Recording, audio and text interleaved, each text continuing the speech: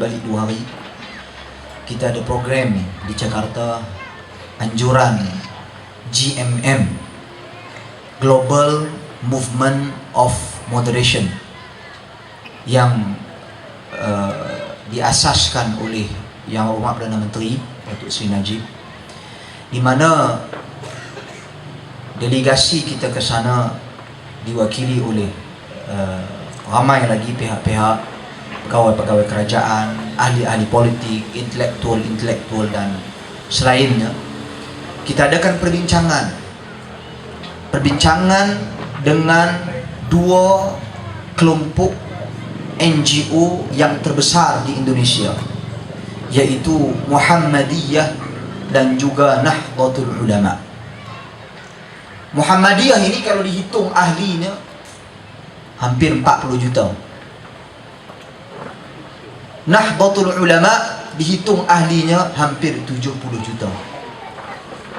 Jadi ramai lah tu, takkan sikit kot. Tuan-tuan dan puan-puan sekalian, mereka memiliki pendekatan yang pelbagai. Cuma apa yang saya nak kongsikan, satu kata sepakat, yaitu bila kita berbicara tentang moderation, tentang moderat, tentang kesederhanaan, seluruh pihak yang terlibat, sama ada daripada Malaysia, juga daripada Indonesia, Muhammadiyah, Nahdlatul Ulama, bahkan ucap tama disampaikan oleh Timbalan Perdana Menteri yang mewakili Perdana Menteri dan Seri Muhyiddin Yassin, bersetuju erti moderation ini, kesederhanaan ini, wasatiyah ini kembali kepada asasnya Al-Quran dan As-Sunnah. Tuan-tuan dan puan-puan sekalian, bila kita berbicara tentang wasatiyah, kesederhanaan, ramai orang melihat kesederhanaan itu adalah pertengahan, tengah-tengah antara 2 perkara. Sebenarnya takrifan itu, nilaian itu salah dari kacamata Islam. Kalau kita merujuk kepada firman Allah Subhanahu wa taala di dalam surah Al-Baqarah, bila Allah menjelaskan tentang sahabat Nabi radhiyallahu anhum ajma'in, wa kadzalika ja'alnakum ummatan wasata litakunu syuhada'a 'alan nas, dan demikianlah kami menjadikan kalian itu, kata Al-Imam Ibnu Katsir rahimahullah, merujuk kepada para sahabat Nabi radhiyallahu anhum ajma'in. Kami menjadikan kalian umat yang wasata, umat yang wasatiyah. Perkataan wasata ini ditafsirkan, kalau kita merujuk di dalam Sahih Al-Imam Al-Bukhari, yang diartikan dengan wasata, kata Nabi yang tafsir sendiri, bukan saya. Nabi sendiri yang tafsirkan arti wasata. Kata Nabi sallallahu alaihi wasallam, huwal adl, yaitu adil. Wasata maksudnya adil. Datang juga tafsiran daripada ulama-ulama tafsir yang popular, seperti Al-Imam Ibn Jarir At-Tabari, juga Al-Imam Ibnu Katsir sendiri, yang diartikan dengan wasata, tuan-tuan dan puan-puan sekalian, yang diartikan dengan wasata adalah al-khiyar wal afdal, yang terpilih dan yang terbaik. Itu maksud sederhana di dalam Islam, menurut kacamata Islam. Demikianlah juga maksud wasatiyah. Tuan-tuan dan puan-puan sekalian, ada orang nak dialog lah, tak ada nak mula majlis. Tak ada mula lagi, dah bagi pain je tak. Ada orang nak berdialog, dengan saya. Saya minta lagi bagi saya 5 minit. 5 minit. Jadi tuan-tuan dan puan sekalian, bila kita berbicara tentang wasatiyah, sederhana, kita nak wasatiyah dari seluruh aspek kehidupan. Kita nak wasatiyah dari sudut ekonomi. Bila kita katakan wasatiyah dari sudut ekonomi, kita kembali kepada erti wasatiyah di sisi Islam, yaitu yang terpilih, yang terbaik. Maka kita nak ekonomi yang terbaik. Bila kita katakan nak wasatiyah dari sudut pentadbiran negara, kita juga nak al-khiyar wal afdal, yang terbaik, yang terpilih. Bila kita bercakap wasatiyah dari sudut Islam, dari sudut akidah Islam, kita nak akidah yang terbaik, akidah yang terpilih, tuan-tuan dan puan-puan sekalian. Jadi sebab itu kita berkumpul pada malam ini, tuan-tuan, bukan untuk menunding jari siapa benar, siapa salah, tetapi lebih kepada menyeru seluruh umat Islam, khususnya yang berada di sini di Taman Ikuin, agar kita kembali bersatu atas asas akidah yang bersifat wasatiyah, akidah yang terpilih, akidah yang terbaik, seperti mana yang dianuti oleh para sahabat radhiyallahu anhum ajma'in.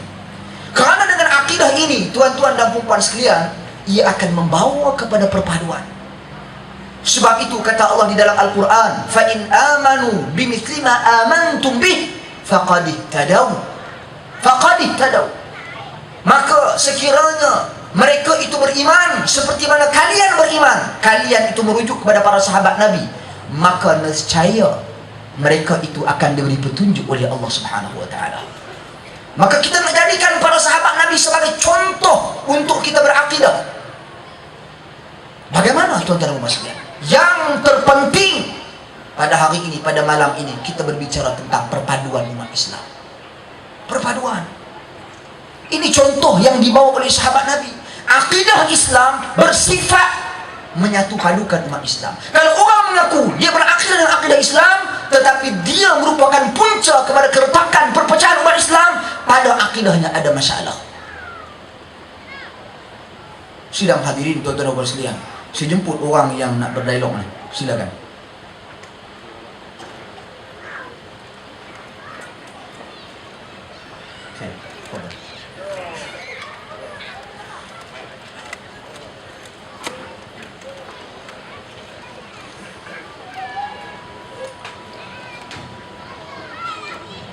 Assalamualaikum warahmatullahi wabarakatuh. Assalamualaikum. Alhamdulillah, salatu wassalamu ala Rasulillah wa ala alihi wa sahbihi wa man wala. Yang bahagia kursi kepada Ustaz Fathul Bari yang hormat, beserta tuan-tuan puan-puan yang kasih sekalian. Ini tak Ustaz, saya ni ahli PAS sejak 23 Jun 1993. Habis SPM terus masuk ada. Jadi Ustaz, kita bila berbicara tentang bab akidah, bab moral, bab apa pun dalam negara kita ni, bila kita mencakup aspek politik, saya nak beritahu Ustaz satu perkara, dan saya nak beritahu teman-teman ahli UMNO sekalian. PAS, setahu saya, PAS ditubuhkan asasnya untuk nak membawa, nak menggerakkan Islam sebagai wadah perjuangan. PAS, asas penubuhannya, letakkan Quran, Sunnah, Ijma' ulama, Qiyas sebagai asas perjuangannya. Sudah barang tentu perjuangan PAS ini tidak lain dan tidak bukan mesejnya untuk nak mempertahankan akidah. Yang kedua, mesej PAS untuk makluman Ustaz dan teman-teman yang hadir sekalian adalah untuk nak mempertahankan, sebab termaktub dalam perlembagaan PAS itu tujuannya ialah untuk nak mempertahankan kesucian agama Islam itu sendiri dari semua aspek Islam. Jadi dalam bab ini saya rasa PAS itu lebih ke depan dalam konteks perubahannya. Apakah UMNO yang Ustaz faham selama ini juga berjuang ke arah itu?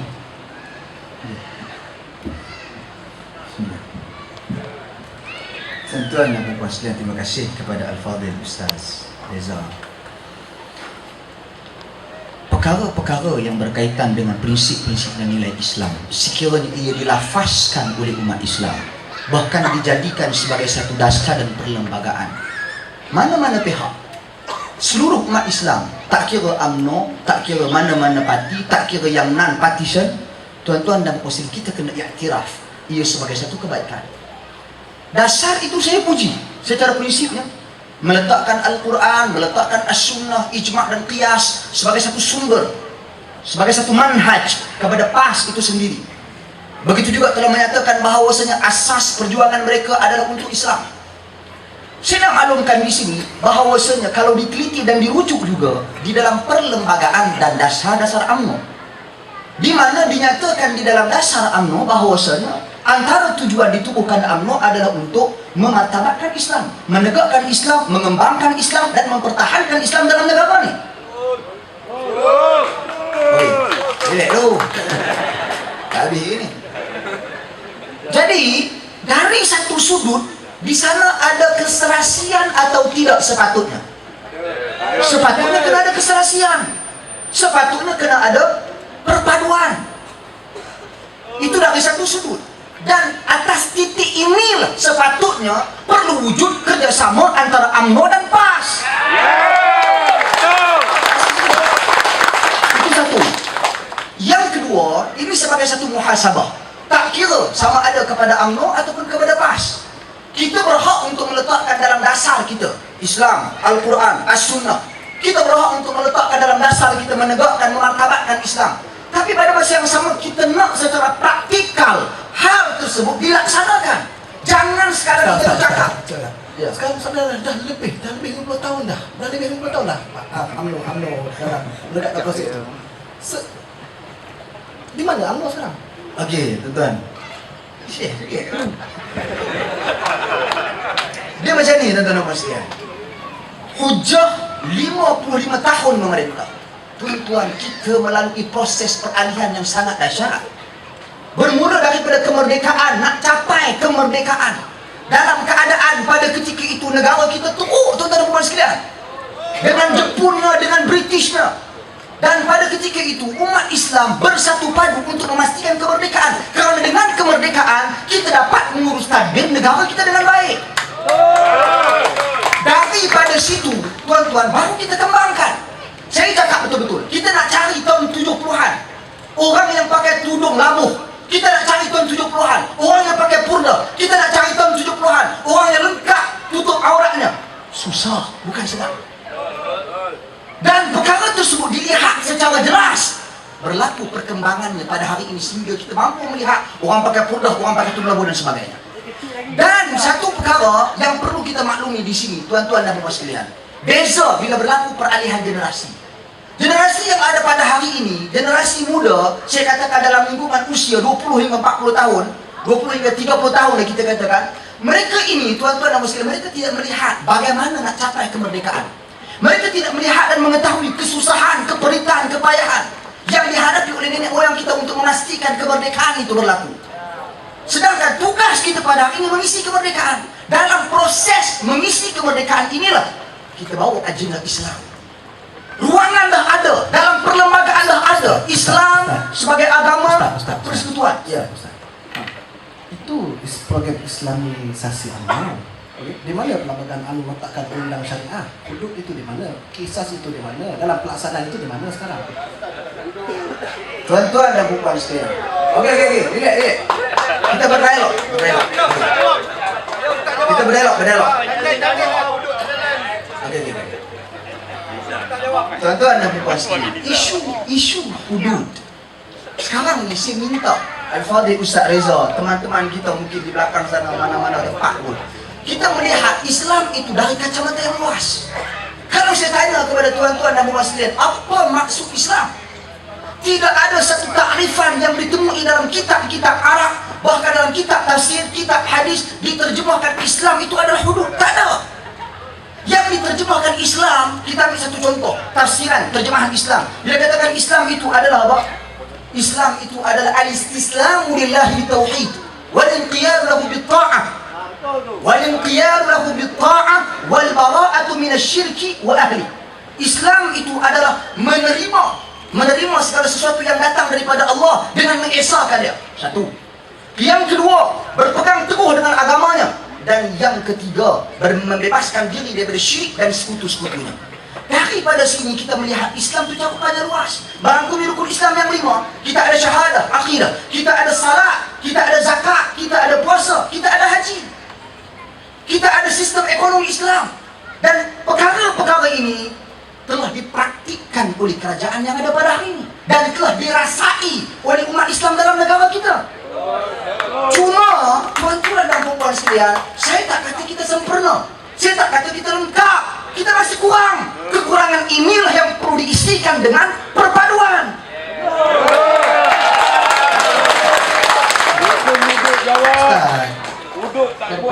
Berpadu dalam konteks yang luas. Kan 20 tahun tak buat uduk. Sekarang ni soalnya, bila kita berbicara tentang Islam, UMNO dilihat dia kita bagi ruang bagi saya. UMNO dilihat dalam segala aspek dia, dalam aspek pentadbiran dia, dalam aspek apa sekalipun dilihat UMNO ini dia lebih kepada membudayakan politik kronisme kan. Dalam Islam ni ada slogan UMNO menslogankan Islam saja. Tak lebih betul kan? Kita bagi Chan. Kita bagi Chan. Saya tak mau apa yang berlaku pada saya berlaku pada Ustaz Reza. Saya pergi ke Kelantan, Kota Baru untuk berdiskusi, dijemput oleh PAS. Tapi saya nak cakap, start cakap kena bu. Jadi kita tak mau kita ikuti contoh yang sama. Apa yang saya nak katakan di sini, isu kronisme, isu macam tadi isu hudud. Tuan-tuan, kita tak menolak hudud. Kita cuma sekarang ni semua perlu ketahui bahawasanya satu kejayaan besar yang telah dicapai oleh Jabatan Agama Islam ataupun kementerian ataupun kementerian Menteri Agama kita Datuk Seri Jamil Khair, iaitu di zaman beliau telah berjaya menaikkan taraf mahkamah syariah daripada 3 lapisan kepada 5 lapisan untuk disamakan dengan mahkamah sivil. Ini proses yang sepatutnya kita dahulukan. Nak cakap bahawa hudud mahkamah syariah pada tahap itu tak dipertingkatkan macam mana? Buat secara berperingkat. Bukan agresi, bukan kita katakan kita keterlaluan sehingga menidakkan realiti yang ada. Kita kena akui kelemahan kita kena akui kekurangan kita. Dan kita sekarang dalam proses mengisi, dalam proses memperbetulkan, dalam proses meningkatkan. Itu satu. Yang kedua, isu kroni. Kroni ini isu sangat subjektif. Nepotism, kronism. Saya katakan orang yang di antara mula-mula menyentuh tentang isu kronism, nepotism ini tuan-tuan dan puan sekalian, akhirnya parti mereka menjadi parti kroni. Akhirnya parti mereka menjadi parti anak beranak kaum keluarga. Tuan-tuan dan puan sekalian, sebenarnya perkataan kroni, nepotism, ia sangat subjektif. Sekiranya orang tersebut benar-benar memiliki kelayakan, apa masalahnya? Walaupun dia anak apa? Sekiranya dipilih oleh orang ramai, sekiranya disukai oleh orang ramai. Tuan-tuan dan puan, kadang-kadang kita melihat kronisme dari sudut perkara yang sangat sempit. Orang tolong orang, YB ke, Perdana Menteri ke, ataupun sesiapa ke, ketua bahagian ke, dia tolong orang Melayu, dia tolong orang-orang dia. Tuan-tuan, dia tolong orang Islam, contohnya. Kemudian bila dia tolong orang tu berjaya, automatik orang tu akan dekat dengan dia. Dah tolong. Konsep kita katakan dalam budaya Melayu sendiri pun orang kenang budi. Biasa. Jadi kalau tak mau kroni selepas ni, kita tolong orang, pastikan dia jangan berjaya. Maka tak ada kroni. Pasti dah tak berjaya, semua orang meluat, dah tolong tak berjaya. Senang. Bila kita tolong berjaya, ini isu kroni, anak saya terbagi Prabil.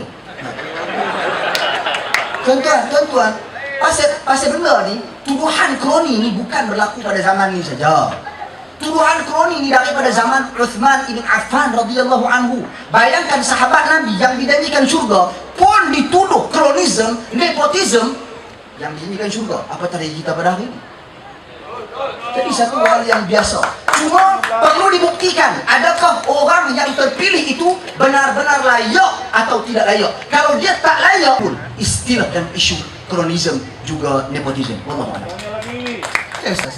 UMNO dia diasaskan, pelembagaan dia dan pelembagaan negara sekarang ni dah selama lebih 50 tahun UMNO merentah ni, dia masih lagi mengekalkan pelembagaan penjajah. Dan di sana dilihat UMNO tidak ada unsur jihad, sedangkan PAS dia melaksanakan segalanya atas unsur jihad. Derma dia jihad, perjuangan jihad, sedekah jihad. Ustaz, apa Ustaz? Sokongan campur di komunis. Tuan-tuan dan puan sekalian, bila kita bercakap perlembagaan, kita kena faham perlembagaan kita, tuan-tuan dan puan sekalian. Saya nak tanya soalan ni. Zaman Nabi dalam Piagam Madinah, Nabi SAW ketika mana menyusun perlembagaan Piagam Madinah, ada semua seingat saya 47 fasal. 47 fasal. 21 fasal daripada 47 fasal khusus untuk orang Yahudi dan juga orang Kristian, bukan Islam di Madinah. Maknanya Piagam Madinah, iaitu piagam Islam, sistem perlembagaan Islam yang pertama, turut menjaga hak-hak non-Muslim. Itu sistem perlembagaan Islam.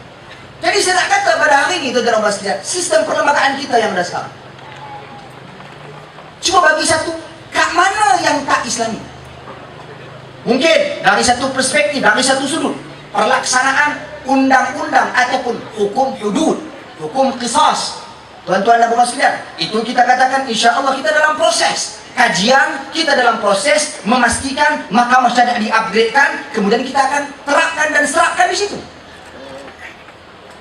Itu satu proses. Tapi perlembagaan, sistem perlembagaan kita yang ada, perlembagaan kita dibuat oleh siapa? Manusia. Perlembagaan kita, tuan-tuan dan puan sekalian, orang duk panggil lock rate. Tuan-tuan, orang kata inilah, suatu ketika dahulu mereka kata ini perlembagaan kufur, disusun oleh lock rate dan sebagainya. Tuan-tuan, sebenarnya perlembagaan kita itu memang disusun oleh lock rate, tetapi idea asas kepada perlembagaan kita, kemudian endorsementnya datang daripada Raja-Raja Melayu. Tuan-tuan, dan Raja-Raja Melayu, kalau kita katakan perlembagaan itu perlembagaan bukan Islam, perlembagaan kufur, mengapa di sana ada Islam adalah agama persatuan?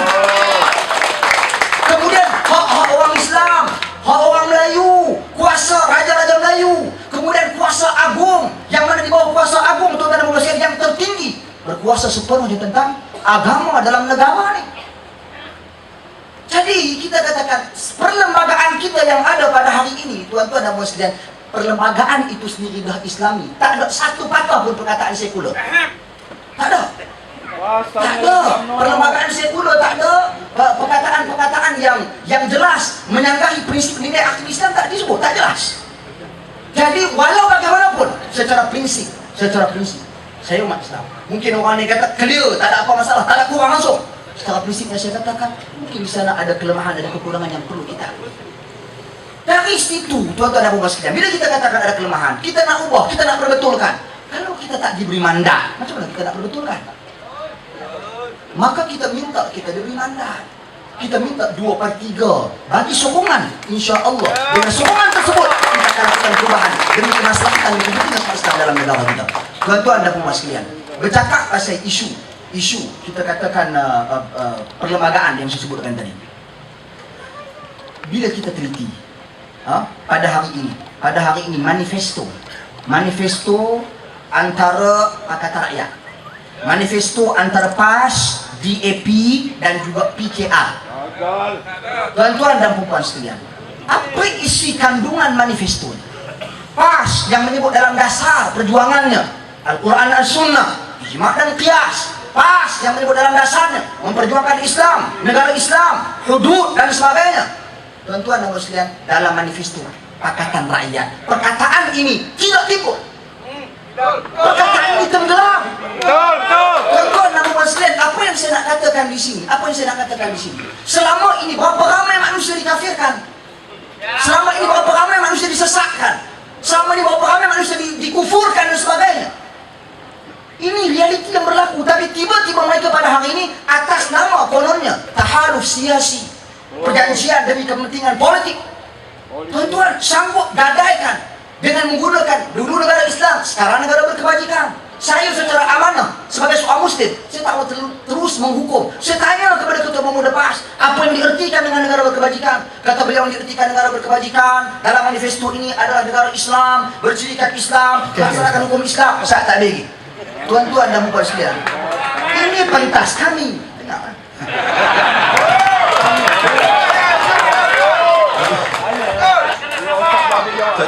Tuan-tuan dan puan sekalian, bila saya tanya, bila kita negara Islam, saya kata kalau macam ni, Syekh kata, saya kata okey, bagus. Tapi saya tanya kepada beliau, adakah tafsiran negara berkebajikan DAP sama dengan tafsiran negara berkebajikan versi PAS? Tak sama. DAP mengatakan negara berkebajikan versi kami adalah negara sekular. Jadi di mana perjuangan PAS? Jadi ini saya katakan, kalau sekadar kita nak meletakkan dalam dasar perlembagaan kita, tapi kita tak mampu untuk praktikkan semaksimal mungkin, maka sia-sia dasar kita. Allah. Okey Ustaz. Dalam Islam kita diajar ya antu'addul amanah ila ahliha. Konsep yang jelas Ustaz. PAS mengajak menyeru ke arah keadilan sedagan dalam segala aspek pengurusan, pentadbiran. Nakkan keadilan Ustaz. Satu. Tapi rakyat melihat kerajaan yang ada sekarang sering berlaku tidak adil kepada rakyat, terutamanya kepada kebebasan media, hak masyarakat untuk berhimpun dan sebagainya. Di mana keadilan yang kerajaan beri pada rakyat? Okey. Tuan-tuan dan puan sekalian, dia macam ni. Arti adil itu pun pada hari ini subjektif. Kita boleh nak kata orang tu tak adil. Kerajaan tak adil, kerajaan makan duit rakyat, kerajaan rasuah. Tuan-tuan, janganlah kerana masalah individu kita hukum keseluruhan. Itu sebenarnya yang tidak adil. Sebab itu Allah sebutkan di dalam Al-Quran, wala yajrimannakum syana'an qaumin ala alla ta'dilu. I'dilu huwa aqrabu littaqwa. Jangan kerana jenayah sesuatu kaum menyebabkan kamu berlaku tidak adil ke atasnya. Berlaku adillah. Sesungguhnya keadilan itu lebih dekat dengan takwa. Bahkan kalau kita ambil hadis-hadis Nabi SAW sangat banyak sekali dalam isu yang membabitkan keadilan. Nabi SAW bahkan pernah menyatakan akan menghukum anaknya sendiri kalau anaknya mencuri. Law anna Fatimah sarqat la qata'tu aydiyaha. Kalau sekiranya Fatimah mencuri, aku tetap akan potong tangan Fatimah. Tapi pada hari ini, bila kita lihat perkara yang berlaku sebaliknya. Apabila kena dekat UMNO, diserang habis-habisan. Bila kena dekat dia, sunyi-sunyi. Ini masalah. Bila diam, tak bunyi, sunyi. Sama ada pengamal media sosial, saya salah seorang pengamal media sosial. Saya aktif di Twitter, saya aktif di Facebook juga kadang-kala. Juga di blog, ada ceramah-ceramah di YouTube dan sebagainya. Tuan-tuan, bila kena dekat kita, khuyuh. Bila kena dekat dia, diam sunyi-sunyi. Saya ambil satu contoh tahun lalu ada pemimpin tertinggi dalam kerajaan kita menghadiri majlis Pongal. Okey. Dia orang SMS, dia orang tweet saya, dia orang Facebook, dia orang kata, mana ni suara pemimpin menghadiri majlis Pongal dan sebagainya, pakai dengan bunga dan sebagainya. Tuan-tuan, tak sampai seminggu keluar. Bukan kakak pakai bunga, tandil dia lagi. Saya bukan nak kata apa. Pada ketika itu, tak ada seorang daripada kalangan mereka mengkritik, kita katakan marah ataupun bertanyakan soalan yang sama kepada saya, tak ada. Jadi saya kira benda ni, ini yang saya katakan tidak adil dalam kita menghukum. Jadi saya katakan, isu tak adil sangat subjektif. Jangan kerana seorang punca masalah, kita nak hukum semua. Dasar clear. Kerajaan berusaha untuk melakukan keadilan kepada semua masyarakat. BRIM pada hari ini diberikan tanpa mengira parti politik, tanpa mengira kecenderungan. Jadi ini di antara contoh. Tuan-tuan dan puan-puan. Jadi kita minta untuk tuan-tuan, kita minta untuk nak menghukum orang tu tak adil. Bagi Kita nak minta orang tu adil ataupun tak adil, perlu dilihat apa isunya. Sekadar lawangan kerajaan tak adil, pilihan raya tak adil, pilihan raya tak adil, macam mana Selangor boleh menang? Pilihan raya tak adil, macam mana Kelantan boleh merintah hampir 20 tahun? Pilihan raya tak adil, macam mana Pulau Pinang boleh menang? Pilihan raya tak adil, macam mana Kedah boleh menang? Tuan-tuan dan puan sekalian, ini macam mana? Okey, Ustaz. Okey, gitu.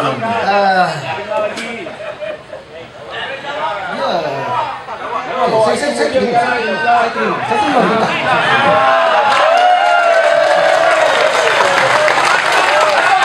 Cuma saya tanya satu.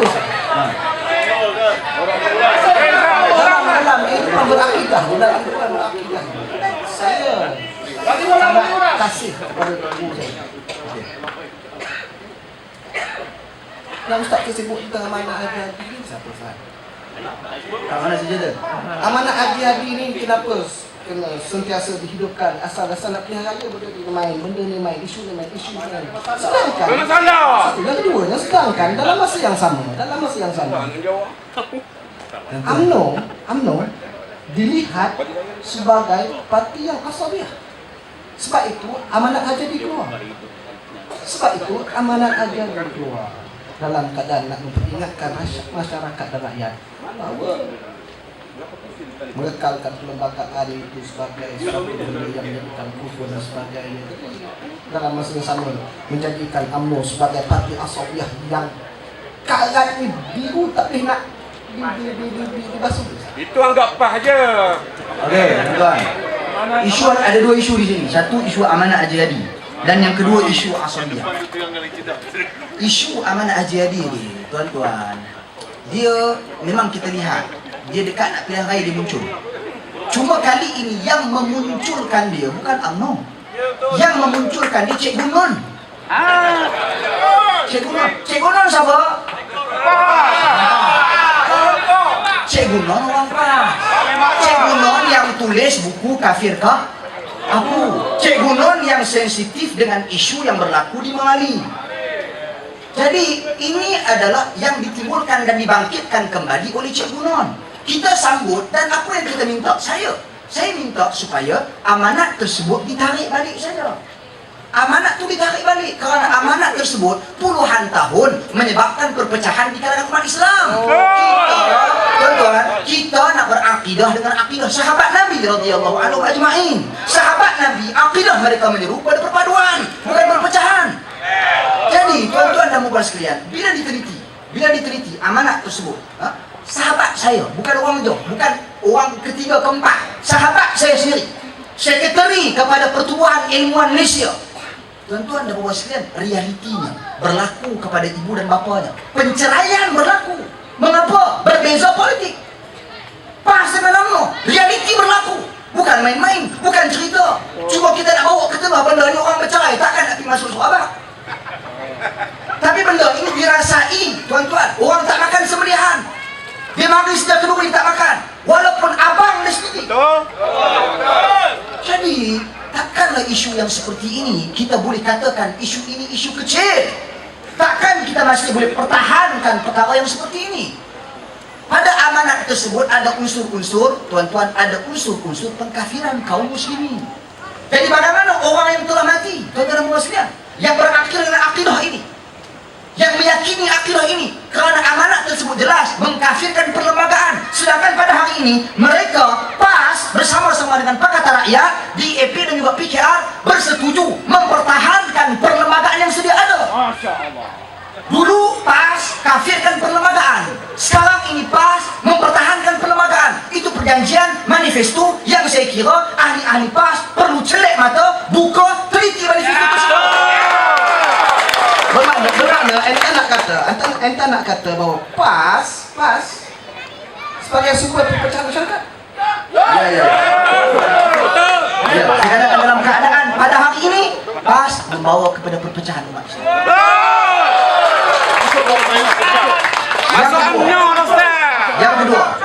Yang kedua isu asabiyah. Tuan-tuan, yang kedua isu asabiyah. Isu asabiyah ini saya kira tumbuhan lama dah kepada UMNO ni, lama dah isu asabiyah ni. Asabiyah ni satu perkataan yang disalah fahami. Bila orang cakap bab bangsa, dia kata asabiyah, dia kata resis. Tuan-tuan, ini salah. Dalam Islam, Allah sendiri mengiktiraf kewujudan bangsa-bangsa dalam Islam. Kata Allah di dalam Al-Quran, Ya ayuhan nasu inna khalaqnakum min dzakarin aw untha wa ja'alnakum syu'uban wa qabaila lita'arafu. Wahai manusia, kami ciptakan kamu terdiri daripada lelaki dan wanita, terdiri daripada kaum, puak, bangsa, agar kalian semua saling kenal mengenali antara satu dengan yang lain. Allah mengiktiraf kewujudan bangsa. Bangsa itu ada. Dan Nabi SAW juga mengiktiraf kewujudan bangsa. Nabi daripada bangsa apa? Quraisy. Contoh saya bagi. Dengar dulu. Tuan-tuan dan puan sekalian, ini bangsa ini kita kena clear. Adakah bila kita kata kita mempertahankan Melayu, berarti kita asabiyah? Tuan-tuan, kita kena faham betul. Beza antara mempertahankan hak bangsa Melayu dengan mempertahankan orang lain dan mengambil hak orang lain. Yang kedua tak betul. Kita pertahan bangsa kita ambil hak orang lain. Tak boleh. Tuan-tuan dan puan sekalian. Tapi kalau kita pertahankan hak orang Melayu dan kita tunaikan hak-hak bangsa Cina, tunaikan hak-hak bangsa India, tuan-tuan dan puan sekalian, maka itu tak dikategorikan sebagai asabiyah, sebagai itu adalah sunnah.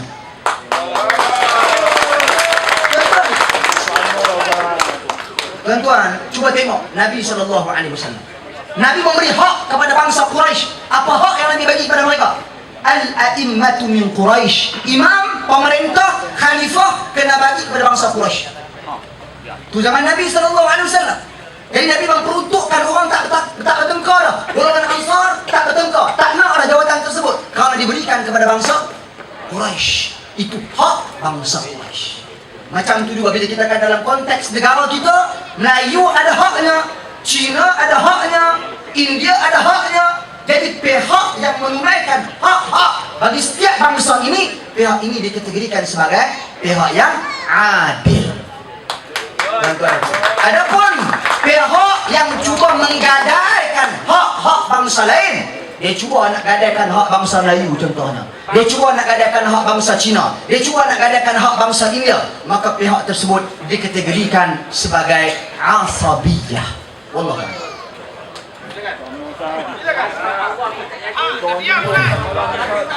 Tuan dan perempuan yang dikasihi, itulah sebahagian daripada apa yang saya rasa, apa yang kami orang PAS rasa. Persoalan-persoalan yang bermain dalam benak fikiran kami, yang mana kami hanya berada di atas gelombang, di atas pentas kami sendiri. Yang mana orang PAS ini, tuan-tuan, saya PAS, saya sebut, saya belum keluar, saya tidak akan keluar ke PAS.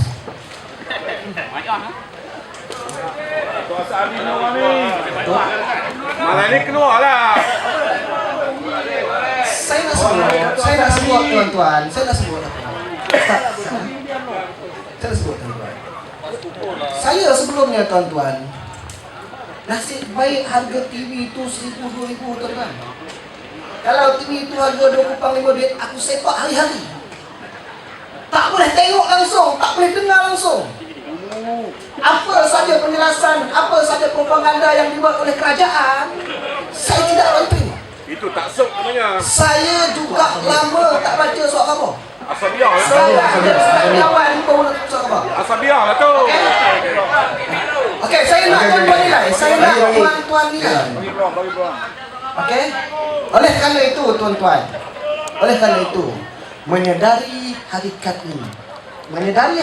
ini, saya kira cukuplah ianya menjadi kebodohan saya.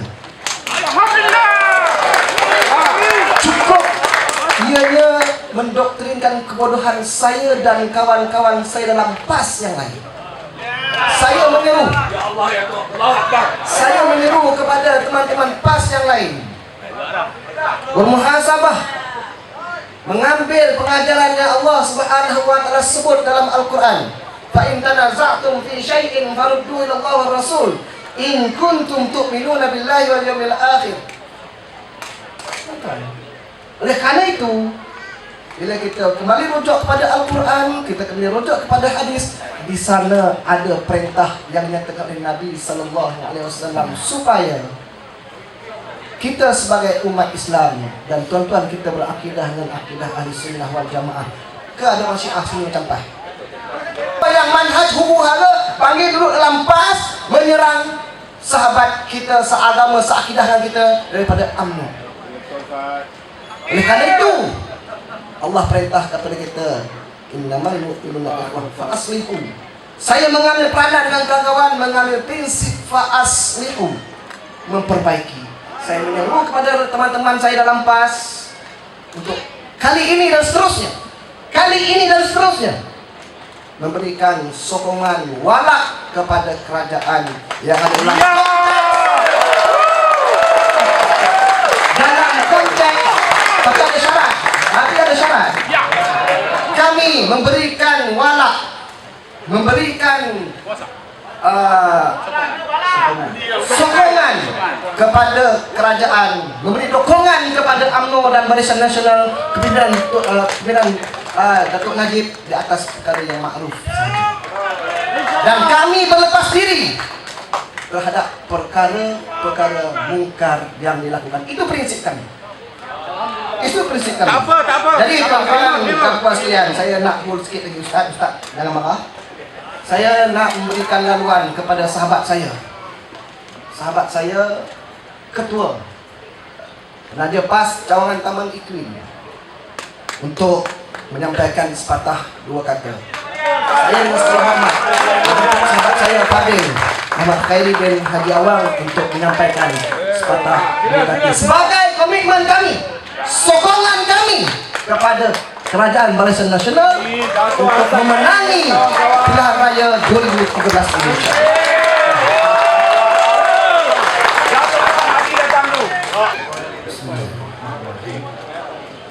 Assalamualaikum warahmatullahi wabarakatuh.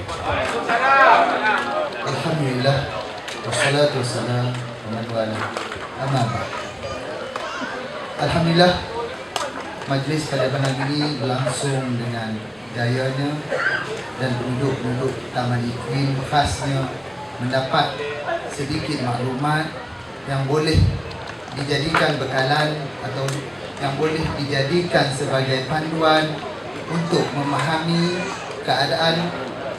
keadaan politik semasa yang berlaku di Malaysia. Kehadiran saya pada malam ini adalah atas kapasiti Ketua PAS Taman Iklim ataupun mungkin isu teknikalnya akan dipertikaikan sebagai PAS Cawangan, PAS Penaja Taman Iklim. Jadi itu tidak menjadikan masalah bagi pihak ahli dan juga saya selaku Ketua Cawangan. Jadi penubuhan cawangan PAS Taman Iklim rentetan daripada PRU 12 ditubuhkan pada bulan 1 Januari 2010. Jadi rentetan demi rentetan, kekecewaan demi kekecewaan yang kami sebagai ahli bawah, ahli biasa, grassroots, yang kadang-kadang kita melihat ahli biasa ini terlalu sinis ataupun terlalu jijik dipandang oleh Presiden sendiri, terlalu sinis, terlalu jijik dipandang oleh Mursyidur Am sendiri, kerana ahli biasa ini kadang-kadang tidak mampu menyuarakan pandangan atau pandangan ahli biasa ini tidak akan diambil sebagai contoh. Jadi saya sebenarnya ada banyak perkara yang kekecewaan yang nak dikongsi, tapi berdasarkan dialog tadi ataupun perbahasan ilmiah tadi, telah banyak masalah-masalah ataupun kekecewaan yang pihak ahli bawahan grassroots insya-Allah terjawab oleh Al-Fadhil Ustaz Fathul Bari. Okey, di sini saya cuma nak berkongsikan kekecewaan berkaitan dengan agama. Jadi kalau kita sebagai orang Islam bila kecewa dalam agama adalah satu kekecewaan yang sangat dahsyat. Kita bukan kecewa ekonomi, kita bukan kecewa kegagalan perniagaan, Tapi kami sebagai ahli melihat perjuangan PAS gagal memartabatkan Islam. Jadi kekecewaan agama ini bermainkan satu emosi yang sangat mendalam. Kalau ikutnya pada malam ini saya sangat emosional. Kerana rentetan-rentetan ini tak dipandang langsung oleh pihak kepimpinan. Jadi saya melihat penggabungan Pakatan Rakyat, atau lebih saya ingin mengungkapkan dengan perkataan Pakatan Syaitan. Kerana isu DAP, saya tak mahu ambil tahu hal PKR. Sebab daripada awal penubuhan pun saya sebagai ahli PAS sangat tak bersetuju. Jadi saya melihat kita berhadapan dengan isu DAP dan juga isu dalaman PAS itu sendiri. Jadi kita melihat di mana Tok Guru sendiri mendoakan untuk menegakkan syariat Islam, tetap dengan meminta bantuan daripada Allah untuk menegakkan syariatnya, tetapi dalam masa yang sama memohon bantuan daripada kafir, daripada PKR yang jelas akidah pemimpin-pemimpin akar umbinya adalah akidah pluralisme, iaitu agama yang sama rata. Ini adalah satu akidah yang sebenarnya sepatutnya kita tolak lebih awal lagi. Tidak akan berlaku langsung tahalusiasi ke apa tahalus sekalipun, tidak perlu ada pergabungan di situ. Jadi saya selaku PAS dalam Taman Queen juga melihat pemilihan pemimpin-pemimpin PAS selepas muktamar yang terbaru. Kita lihat pelantikan pemimpin-pemimpin mereka, pemimpin-pemimpin saya, pemimpin-pemimpin saya yang lepas, penuh dengan seperti mana yang dikatakan oleh Al-Fadhil Ustaz Reza, penuh dengan pasembolnya, penuh dengan mi rojaknya, penuh dengan caputiaunya dalam tu, yang akidah mereka, pagangan mereka sama sekali dalam PAS sendiri tidak mampu nak memartabatkan agama. Jadi rentetan daripada kekecewaan ini, saya mengambil keputusan, dan sebenarnya saya telah pun menyuarakan hasrat saya untuk melepaskan jawatan sebagai Ketua PAS Cawangan Taman Queen dan juga ahli PAS. Tetapi atas nasihat daripada sahabat-sahabat, dia kata kalau sekiranya sekarang saya melepaskan jawatan, membubarkan cawangan adalah tidak relevan daripada pandangan pimpinan-pimpinan PAS. Jadi motif saya di sini, mesej saya di sini adalah kami kekal di dalam PAS, kekal sebagai ahli PAS, tapi pada PRU 13 ini kami berikrar untuk memberi sokongan mutlak kepada Kerajaan Barisan Nasional dan menjaminkan kejayaan untuk menawan kembali negeri Selangor. Dalam nada yang sama, tuan-tuan, dalam nada yang sama, saya dan sahabat dan teman-teman yang lain, saya minta teman-teman yang ada, kita memberi isyarat dan signal yang jelas kepada kepimpinan PAS. Berubahlah sebelum anda diubah. Saya ulang signal kami, berubahlah sebelum anda diubah. Dengan maksud bahawa agama yang anda katakan untuk perjuangkan itu letak di atas pesada dia tersendiri. Nyahkan Kaplasin, nyahkan Limbuan A, nyahkan Anwar, nyahkan Anwar Hidayat.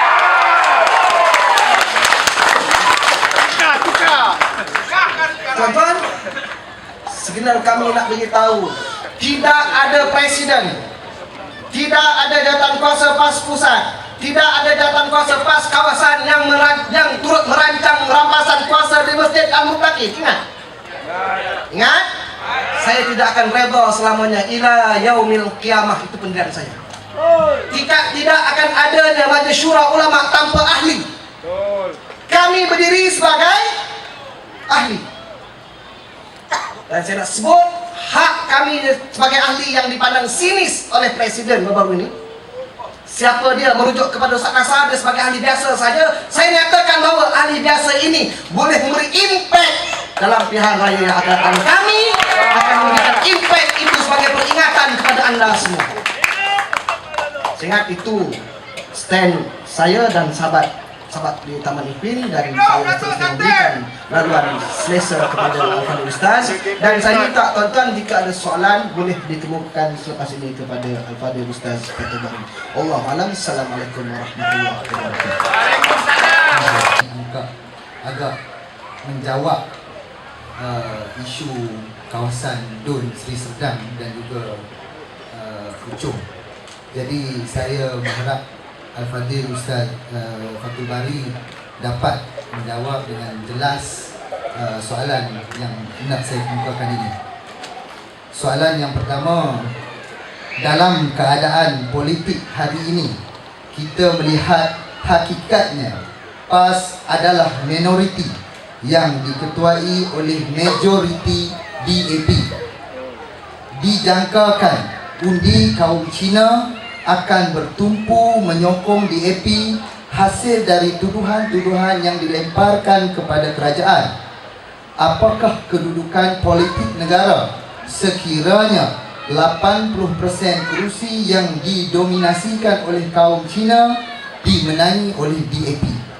Bukankah ini akan mengakibatkan ketidakstabilan politik, seterusnya mempengaruhi ekonomi negara? Soalan kedua, apakah komen UFB berhubung kes seorang budak Cina yang dipenjarakan sebulan dan denda RM8,000 berikutan perbuatan beliau mengangkat isyarat lucah kepada Permaisuri Agong? Isu dia di sini tidak pernah berlaku sebegini kepada institusi sultan yang selama ini kita sanjung selaku institusi yang mengawal agama. Tetapi setelah 50 tahun perkara ini berlaku. Jadi di manakah kegagalan dalam menjawab isu seperti ini? Ya, saya silakan Ustaz. PAS kena bantu calon Melayu. Tuan-tuan dan sekalian, terima kasih kepada sahabat-sahabat saya. Saya kira begitu bersemangat sekali Al-Fadhil Ustaz Reza dan juga Syekh Khairi. Tuan-tuan, bila kita berbicara tentang isu pengundi Cina, berbangsa Cina di PRU yang akan datang, kita lihat pada hari ini secara khususnya DAP dan juga MCA, dua parti Cina yang terbesar, juga gerakan satu lagi. Tuan-tuan dan puan-puan sekalian, selama ini hampir 50 tahun lebih kita sudah merdeka. Kemerdekaan kita dalam tempoh 50 tahun lebih ini seimbang. Kita imbangi dari sudut kuasa ekonominya, kita imbangi dari sudut penghormatan yang diberikan kepada agama-agama, hak-hak selain daripada hak orang Melayu. Kita imbangi dengan kewujudan MCA dalam Barisan Nasional. Bahkan pada hari ini bila kita berbicara tentang ekonomi, siapa yang kuasai ekonomi? Siapa yang kuasai ekonomi? Sebut buka sikit. Cina. Orang Cina. Tuan-tuan, kita tak marah. Ada kita kata tak apa hati kan? Pukul dia kata tak.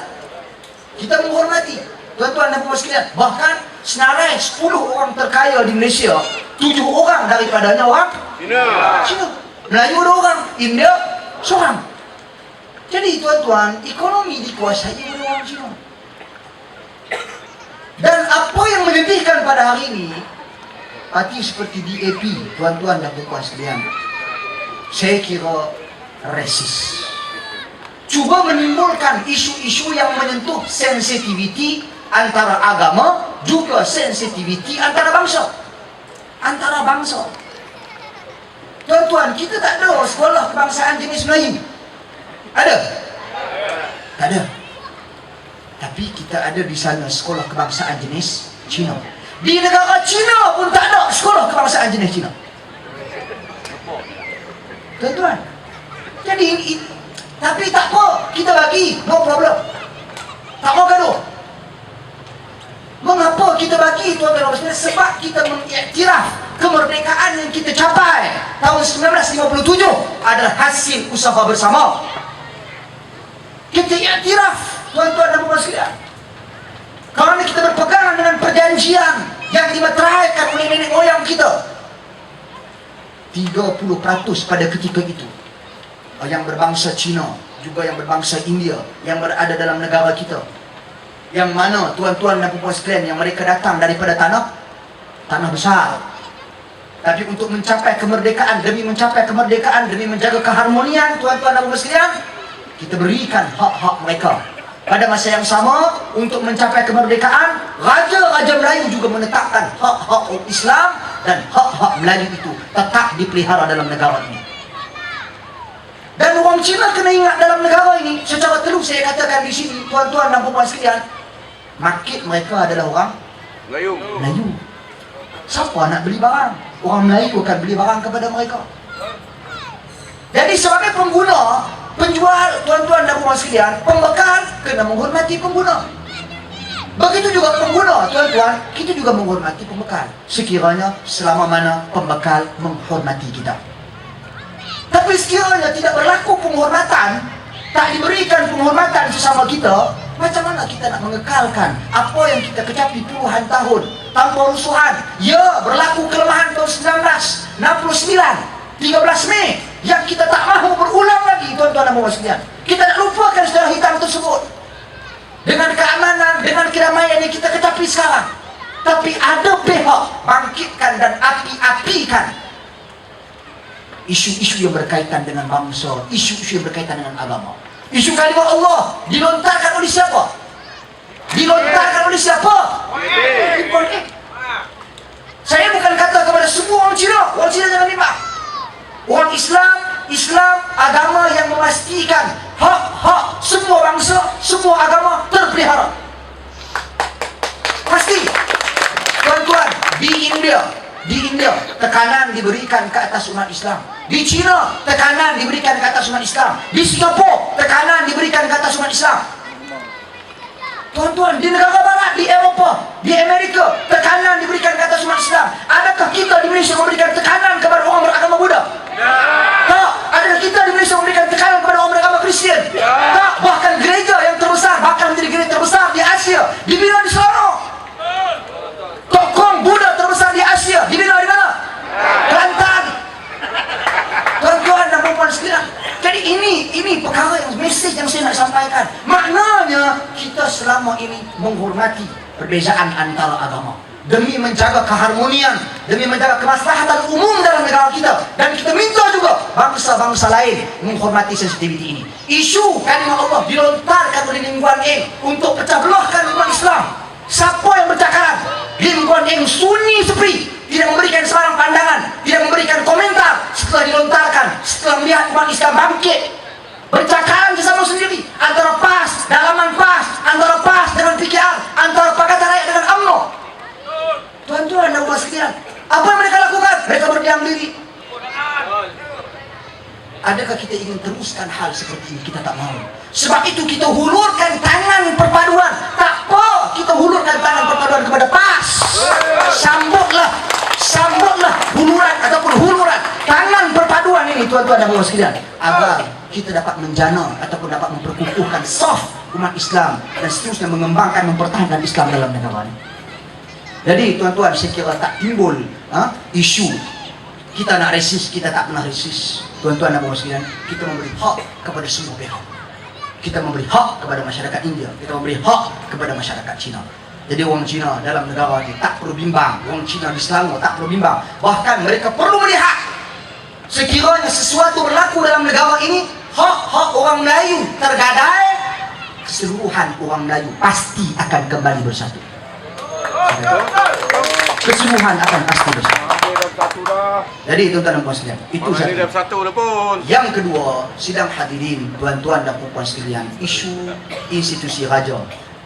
Kita kena ingat sejarah kemerdekaan kita, antara fear factornya, antara penyebab utama kepada kemerdekaan kita yang membantu kemerdekaan negara kita adalah institusi raja-raja.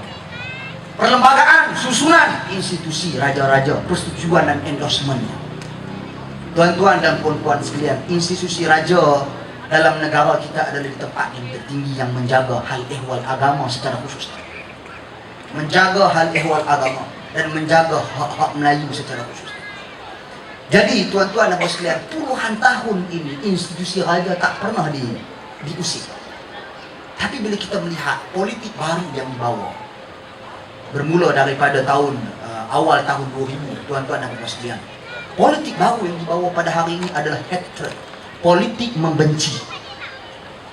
Dia buat bagi orang benci, kepada pemimpin, buat bagi orang benci, dan akhirnya pada hari ini dia buat bagi orang benci kepada polis, dia buat bagi orang benci pada agensi kerajaan, dia buat orang benci pada SPR, dia buat orang benci pada SPRM, dia buat orang benci pada immigration, custom. Dia bagi orang benci semua kepada agensi kerajaan, pada universiti kerajaan. Yang terakhir pada hari ini dia nak buat bagi orang benci kepada institusi raja. Bila orang benci kepada institusi raja, tuan-tuan dan puan sekalian, hilang institusi raja dalam negara kita pada hari ini, apakah institusi yang mempertahankan agama kita? Ada.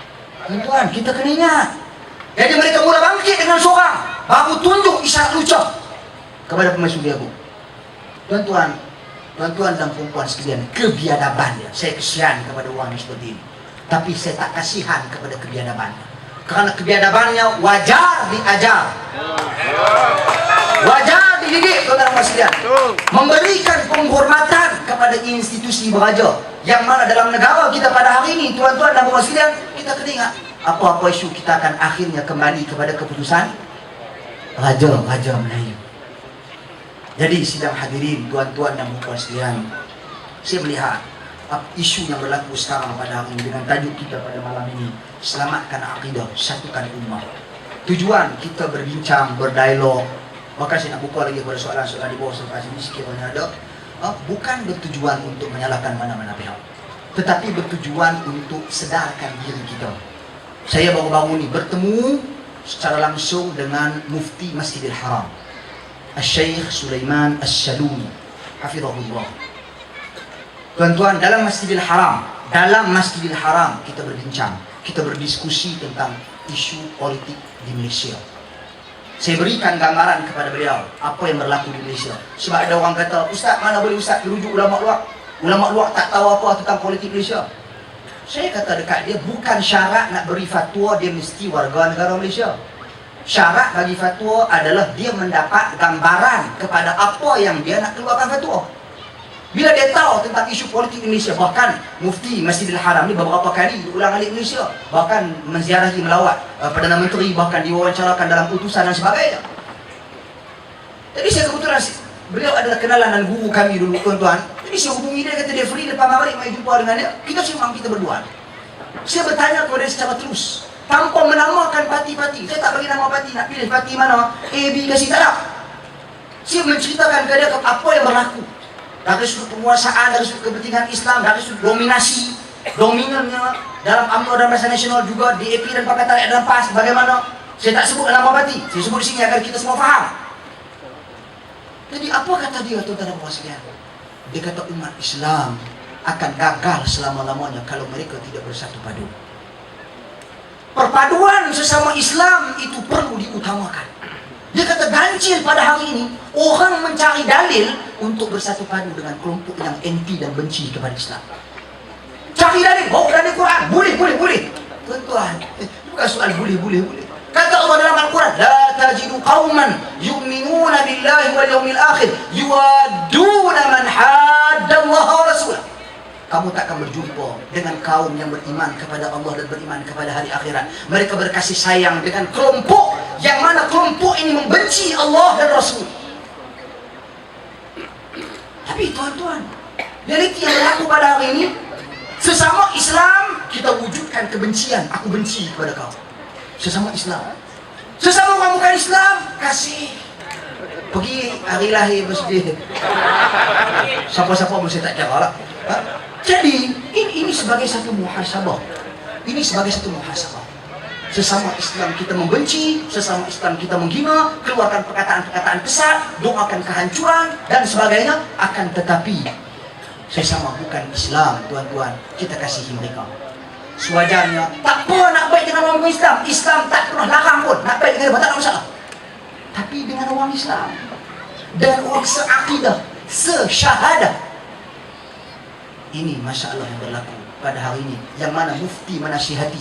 Beliau berkata akhirnya, saya tanya kepada beliau, hasil soalan sahabat-sahabat yang pergi dalam rombongan kita, Syekh dia kata, jadi kita nak pilih ni, kita nak undi, bagaimana kaedah nak mengundi? Kata dia, pilihlah kelompok ataupun parti yang mana boleh memberikan dan menjaga kemaslahatan umum daripada kemaslahatan khusus. Bukan demi menjaga kepentingan individu tertentu, pribadi tertentu, kepentingan orang tertentu, tapi kemaslahatan rakyat, kemaslahatan umum, dan yang terpenting kemaslahatan Islam, agama Islam terjaga dan terpelihara dalam negara kita. Bayangkan sekiranya diberi mandat kepada golongan-golongan yang seperti ini, tuan-tuan dan puan sekalian, yang dominan dalam pakatan rakyat siapa? DAP.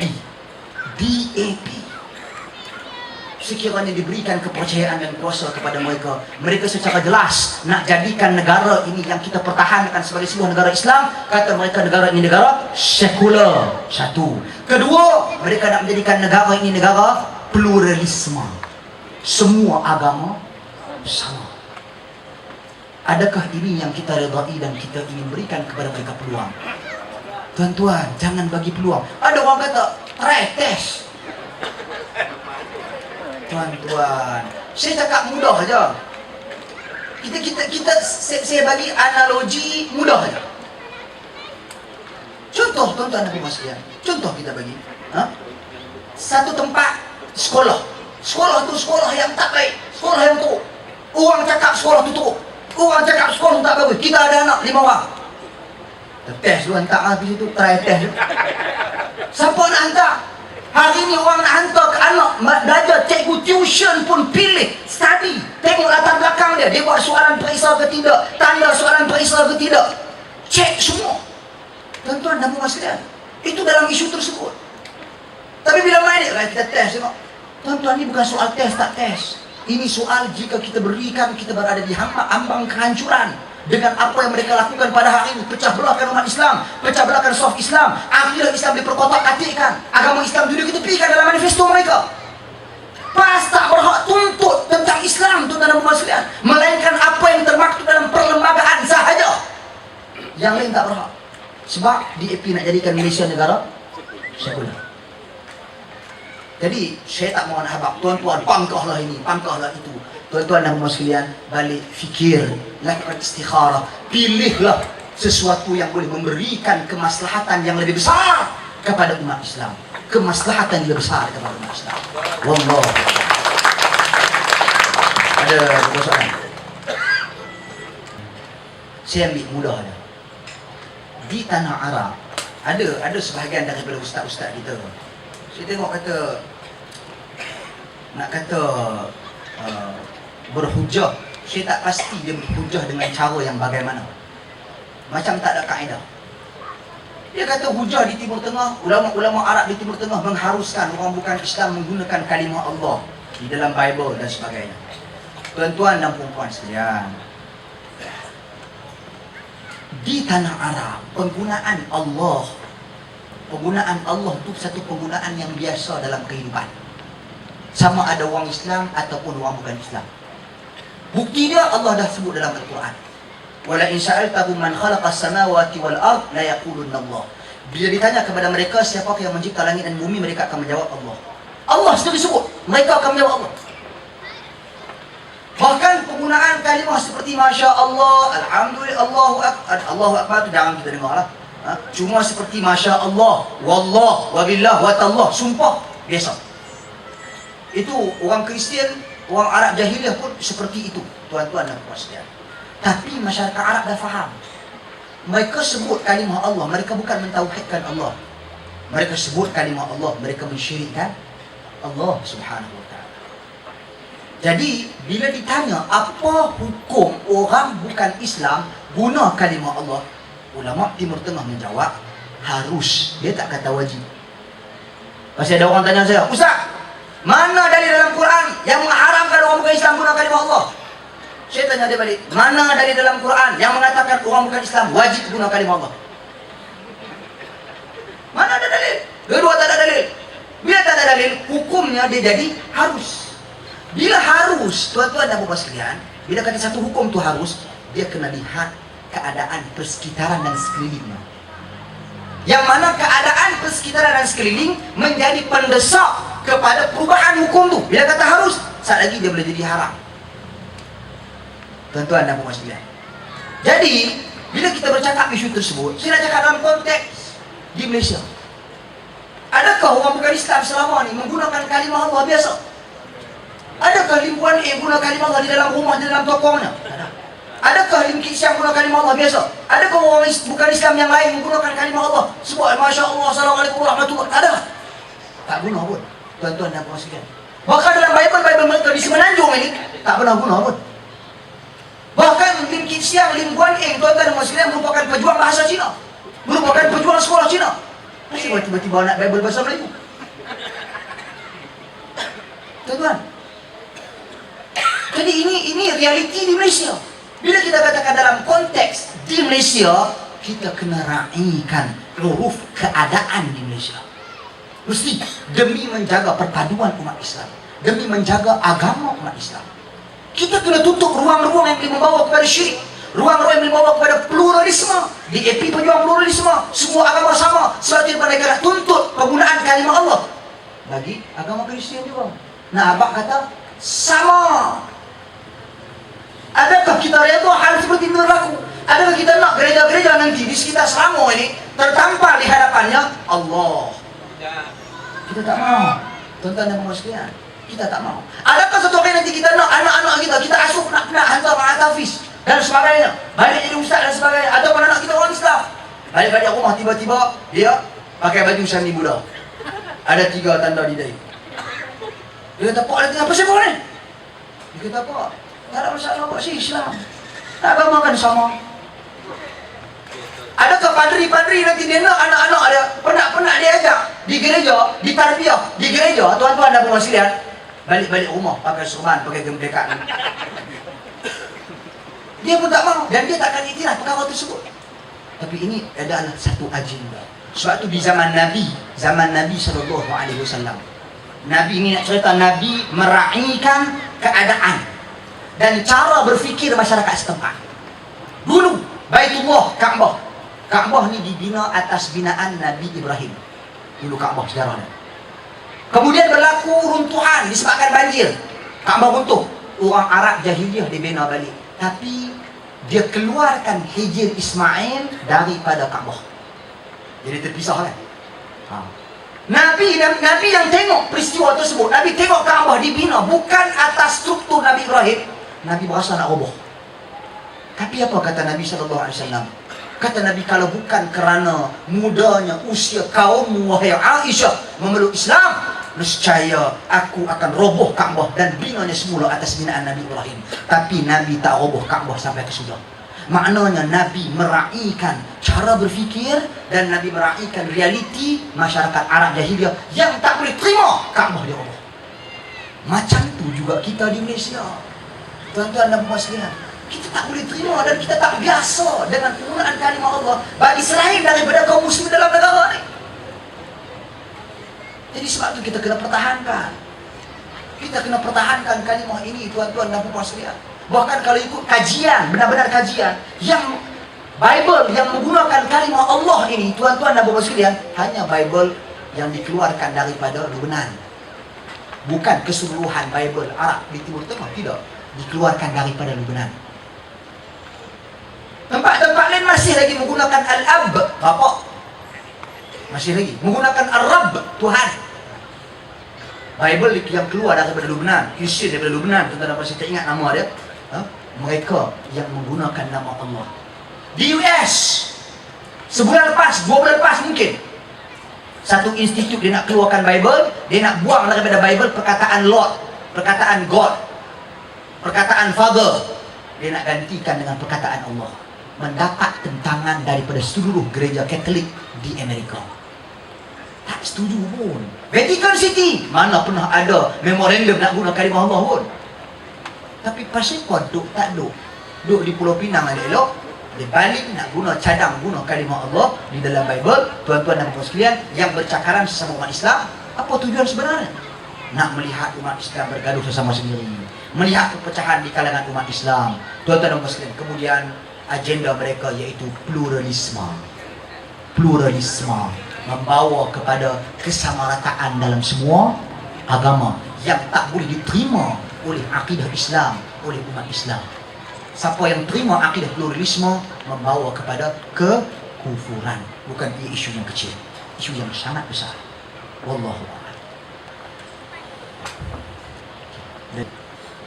Tetapi usaha insya-Allah kita boleh lakukan, dan sebenarnya ilmu Pertubuhan Ilmu Malaysia kita lebih banyak aktif melalui internet.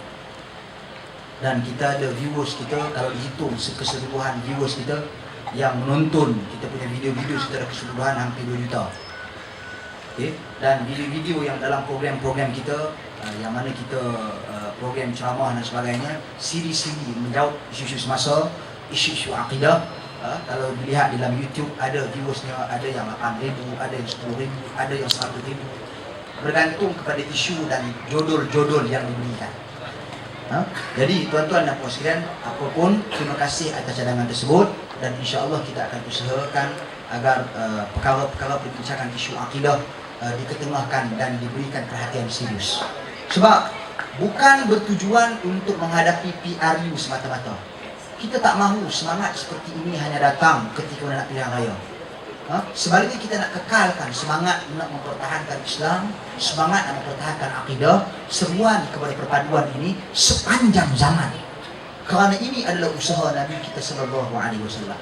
Kita bercakap akidah sahabat Nabi, kita bercakap contoh sahabat Nabi, maka saya kira usaha-usaha mereka untuk satu padukan umat Islam perlu kita titik beratkan dan kita jadikan contoh dalam kehidupan seharian kita. Jadi saya kira sidang hadirin, tuan-tuan dan puan sekalian, sekiranya tidak ada apa-apa lagi, ya ada soalan. Last.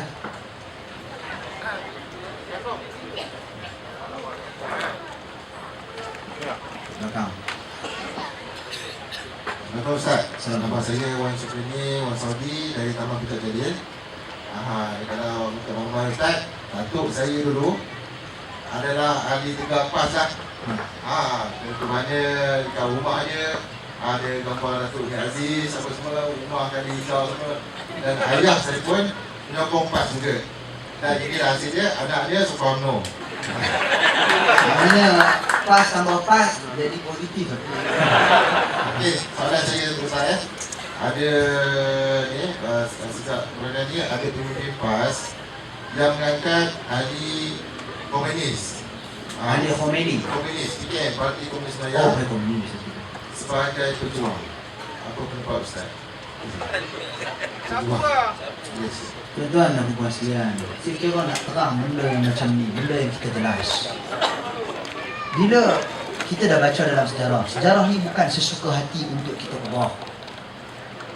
Tuan-tuan dan puan sekalian, ahli komunis yang dimasukkan saya yakinlah siapa? Mat Indra, kata orang lain. Itu yang cuba dipertahankan. Saya kira tokoh yang mempertahankan ataupun yang mengangkat Mat Indra sebagai tokoh kemerdekaan, tuan-tuan dan puan sekalian, beliau sendiri pun masih diragui pegangannya.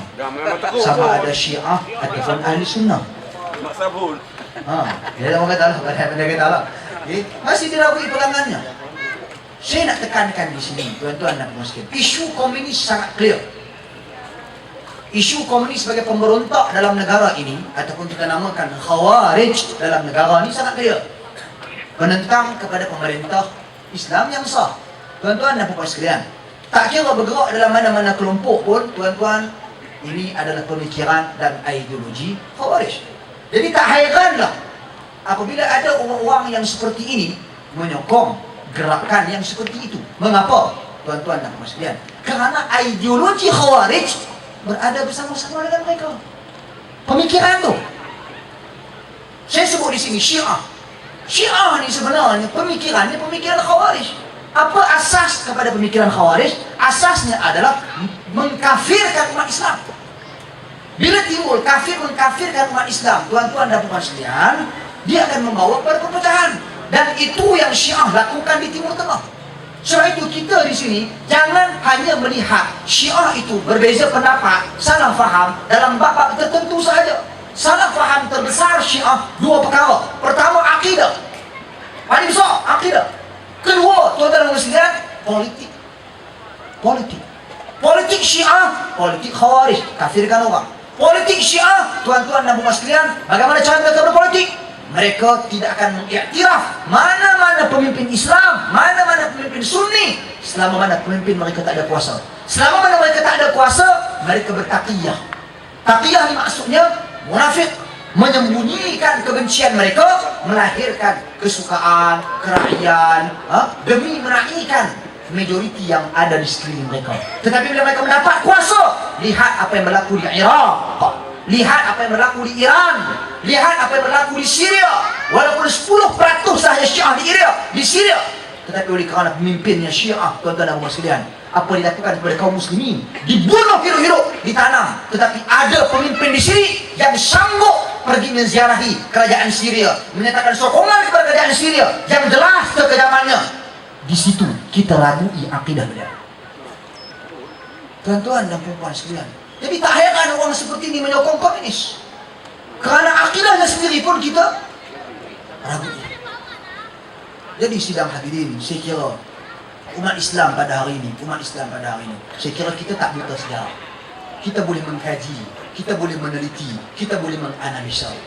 Bila kita nak bercakap tentang kemerdekaan, tuan-tuan dan puan sekalian, kita tak nafikan ramai ada pandangan-pandangan masing-masing tentang isu kemerdekaan. Tapi kita bersepakat dan bersetuju bahawasanya yang berusaha sampai ke akhir kita mencapai kemerdekaan siapa? Kalau bukan siapa? UMNO dan Barisan Nasional, tuan-tuan dan puan sekalian, yang berusaha walaupun bertukar parti, bertukar nama dan sebagainya, tapi kita katakan itu adalah asas kepada kemerdekaan yang kita kecapai pada hari ini.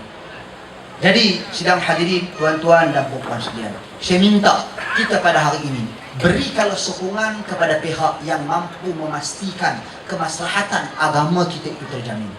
Pegangan agama kita itu terjamin. Pemikiran umat Islam tidak diganggu dengan doktrin-doktrin dan ideologi-ideologi yang membawa kepada perpecahan.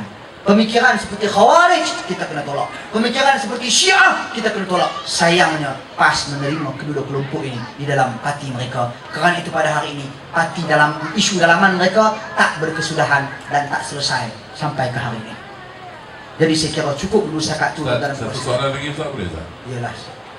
Boleh Ustaz? Boleh. Minta komen Ustaz tentang taksub kepada pemimpin. Sehingga kadang-kadang pemimpin yang Mana penyoal? Sini Ustaz? Kat pokok ni. Oh sini. Saya tak ada sana. Begini.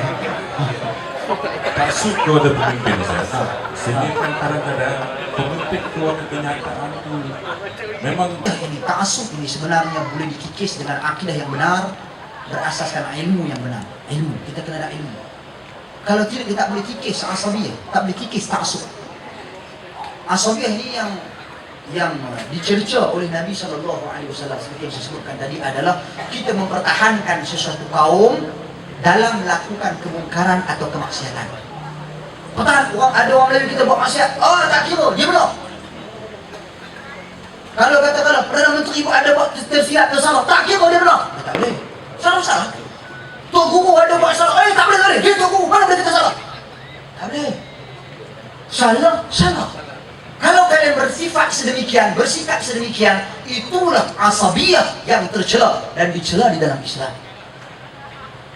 Tuan-tuan dan puan sekalian, kita bimbang pada hari ini. Apabila kata-kata si fulan, kata-kata pemimpin tertentu, tuan-tuan dan puan sekalian, disifatkan sebagai tak boleh disangkal, kena diterima secara mutlak, kononnya atas nama memberikan wala. Bahaya. Sebab kita kena ingat hadis Muawiyah ibn Abi Sufyan radhiyallahu anhu, bila dia berkhutbah di atas mimbar, tuan-tuan, dia berkhutbah dalam keadaan muka dia macam takut-takut, sampai seorang lelaki bangun ketika mana dia khutbah lalu mengkritik dia berhadapan, maka nampak cahaya dan seri di wajahnya. Habis khutbah dia panggil lelaki tadi. Orang tanya dia, pasal kok muka kamu bila lelaki itu kritik macam gembira, macam sonok. kritik ke? Dia kata tak, dia kata sesungguhnya dalam hadis Nabi SAW, Nabi menyatakan pemimpin yang tak dikritik, tuan-tuan dan puan sekalian, pemimpin yang tak dikritik, yang tak ditegur, mereka ini akan melompat masuk ke dalam neraka seperti kera-kera dan buruk-buruk. Jadi sewajarnya pemimpin agama dalam barisan nasional ni dia kena berbangga dia dikritik. Moga-moga dia tak termasuk dalam hadis-hadis Nabi SAW yang Nabi gambarkan pemimpin yang tak dikritik, tak izin dia kena dikritik. Tuan-tuan, seperti kera yang terjun ke dalam neraka jahannam. Jadi ini sewajarnya pemimpin yang baik adalah pemimpin yang mendengar kritikan, memperbetulkan kesilapan dan kesalahannya, mengakui kesilapan, memohon kemaafan. Ini yang kita inginkan. Tapi kalau tak mau mengaku salah dalam sejarah, saya salah ni, tak dengar lagi itu. Alangkah baik dan mulianya mengakui kesilapan dan kesalahan kita manusia. Sebab itu kita bimbang bila ada sampai orang mengangkat dia, sampai kena jadi macam Nabi. Satu. Lepas tu ada pula orang angkat satu lagi pemimpin ni, Imam Mahdi pula. Tuan-tuan dan puan sekalian, ni macam mana boleh berlaku dalam hal yang seperti ini, yang mana saya tak dengar dan saya tak lihat komen-komen daripada golongan-golongan ataupun pihak-pihak yang pro menyokong mereka. Tak ada komen pun. Diam, sunyi sepi. Tapi kalau ada pemimpin UMNO tersebut macam tu, tuan-tuan, yang nak menjawab ni, saya siapa betul dah, saya kata salah. Kita tak kata betul. Jadi ini perkara yang perlu diterima. PAS kena terima, PKR kena terima. Seperti mana UMNO juga kena terima. Kalau salah kita kena terima teguran dan kritikan. Kerana asas agama kita ad-dinun nasiha. Agama itu adalah nasihat.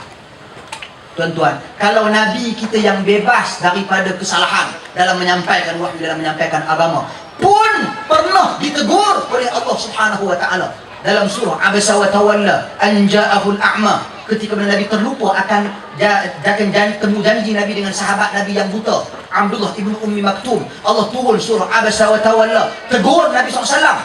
Kalau Nabi pun ditegur oleh Allah Subhanahu wa taala yang maksum, bukan lagi kita pada hari ini. Kita pergi samakan Nabi dengan orang lain, tapi kita berlagak macam kita Nabi. Ini masalah ada. Jadi saya minta bermuhasabahlah tuan-tuan dan puan sekalian. Pemimpin yang seperti ini perlu diberikan pengajaran kepada mereka. Saya setuju dengan apa yang dilakukan oleh sahabat kepada Syekh Halim. Usaha yang mereka lakukan mudah-mudahan dapat mencelikkan mata pemimpin-pemimpin mereka dan ahli-ahli mereka yang masih lagi terangkum dalam pemikiran mereka asabiyah, ketaksuban secara membuta tuli. Wallahu a'lam. Jadi terima kurang kekasar bahasa, saya mohon maaf dan sekalian. Semoga apa yang kita dapat pada malam ini dapat sama-sama kita manfaatkan. Saya ucapkan terima kasih kepada Datuk Satin kerana sudi bersama-sama dengan kita pada malam ini dan menganjur program yang saya kira girang gemilang ini bersama-sama dengan tuan-tuan dan sekalian. Juga terima kasih kepada tuan-tuan dan sekalian sudi duduk mendengar. Wallahu a'lam. Wassalamualaikum warahmatullahi wabarakatuh.